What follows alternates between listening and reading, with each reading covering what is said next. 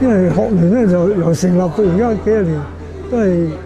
做咗好多推動進步嘅工作。如果講進步又好籠統啊！學生學業有進步，人生呢個工作有進步所以咧，所謂進步嘅正面、負面好多嘢講啦但係總體嚟講，我哋認同進步都係正能量啦，增加正能量個人嘅增加呢個正能量，提高自己質素呢個社會增加多啲正能量，嚟推動社會發展咁學聯幾十年嚟咧，都係一路未有中斷嗰個愛國愛澳呢種精神，呢個好重要嘅。除咗係愛國愛澳社會上要求我覺得應該仲加上愛自己愛國愛澳愛自己，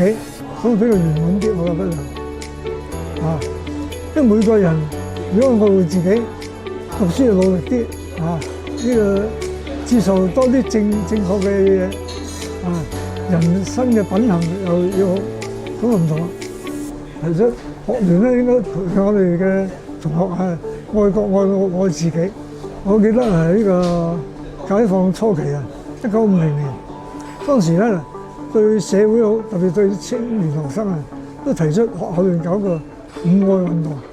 第一個愛祖國，第二個愛人民，第三個係愛勞動，最後一個叫愛護公共財物五愛。其實呢五愛係好好提出嚟，對於培養青少年學生嗰種呢個優秀嘅品德都係非常之好